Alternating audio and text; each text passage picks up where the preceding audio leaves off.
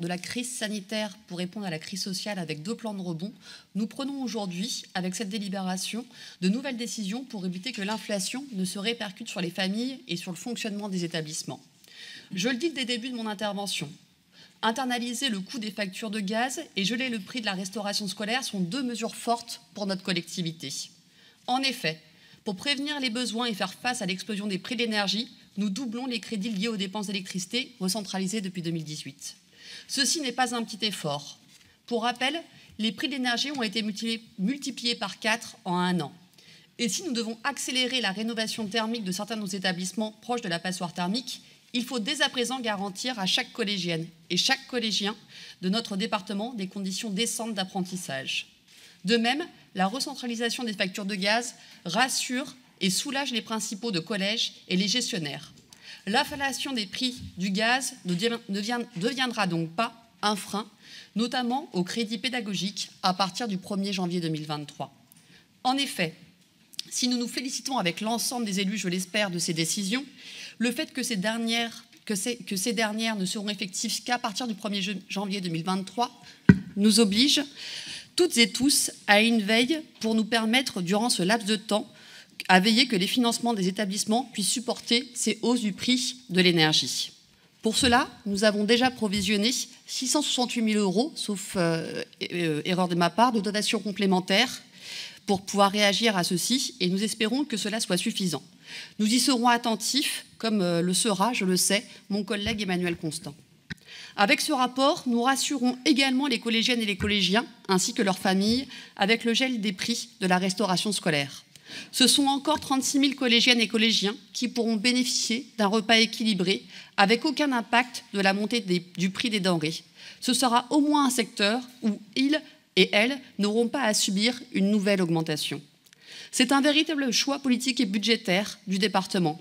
Je le dis avec d'autant plus de force qu'aujourd'hui, aucune annonce du gouvernement existe pour pallier à l'augmentation des prix des denrées, alors que le bien manger et équilibré pour la jeunesse est soi-disant une préoccupation gouvernementale.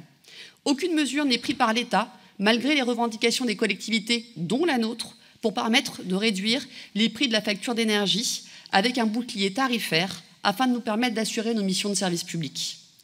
Cette recentralisation de l'énergie pour les collèges donne lieu, comme le dit la délibération, à un nouveau montant de dotation globale de fonctionnement pour les établissements, à une modification des règles de réfaction et à un abaissement du fonds de roulement. Si les élus de notre groupe partagent sur le fond la décision d'aider les établissements face à l'inflation et à la crise énergétique, nous nous interrogeons sur la capacité des collèges, avec les baisses de dotation, à subvenir à leurs dépenses d'équipement en cas de panne ou d'équipements obsolètes, par exemple en cuisine. Je ne doute pas que le département accompagnera une partie de ces établissements avec la dotation complémentaire.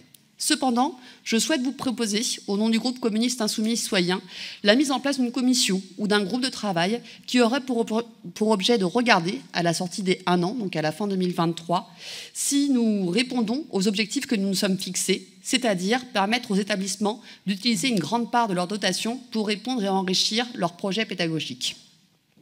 Si des ajustements devront être mis en place après cette première année, il me semble cependant nécessaire de redire que le département fait de réels efforts, cette année encore, pour œuvrer à la réussite scolaire de toutes et toutes. Et nous ne pouvons que regretter que l'État n'en fasse pas de même sur notre territoire et bien d'autres. En effet, nous constatons encore que cette année, malgré les annonces au mois de juillet du ministre de l'Éducation en déplacement à Bobigny, que la rentrée en Seine-Saint-Denis ne s'est pas déroulée dans la meilleure des façons, loin de là. Il semble prématuré d'en tirer un bilan exhaustif. Mais les premiers faits sont tout de même là. Dans l'académie de Créteil, 83% des collèges et des lycées manquent d'au moins un professeur. Le pool des enseignants remplaçants est quasiment pillé avant les vacances de la Toussaint et beaucoup d'enseignants contractuels ont été affectés après la rentrée scolaire.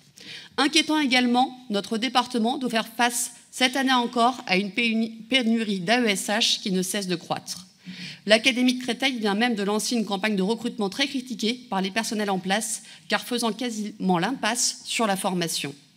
De fait, un nombre grandissant d'enfants dans le premier et dans le second degré sont privés de cours et ne peuvent intégrer une scolarité avec les moyens répondant à leurs besoins. Cette situation est plus qu'angoissante pour les parents et les enfants déjà pris dans un parcours du combattant au quotidien pour faire valoir leurs droits. Je ne mets pas également à ce constat la pénurie d'infirmières scolaires, d'assistantes sociales et l'absence même de médecins scolaires dans un certain nombre d'établissements. Dans certains endroits, c'est même des postes de CPE qui font désormais défaut. Nous tirons une nouvelle fois la sonnette d'alarme. En Seine-Saint-Denis, un jeune de moins de 25 ans sort du système... En Seine-Saint-Denis, un jeune de moins de 25 ans sort du système sans aucune formation ou diplôme qualifiant. En Seine-Saint-Denis, un élève perd 1 an d'études entre le début et la fin de sa scolarité, faute de remplaçants suffisants. En Seine-Saint-Denis, 64% des collégiens éprouvent des difficultés car ne maîtrisant pas totalement lecture, écrit ou le compter. Le ministre de l'Éducation nationale est uniquement bon à l'heure actuelle pour donner des statistiques alors que nous avons besoin de moyens pour la réussite du plus grand nombre. C'est une injustice que nous dénonçons une nouvelle fois et nous vous proposons, Monsieur le Président, de nous adresser en ces termes au nouveau ministre de l'Éducation pour qu'enfin la République donne tous les moyens nécessaires à la jeunesse de notre département.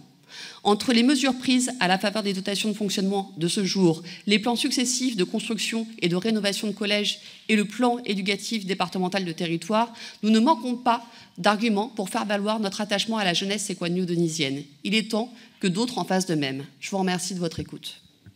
Merci Émilie. Frédéric Denis. Chers collègues,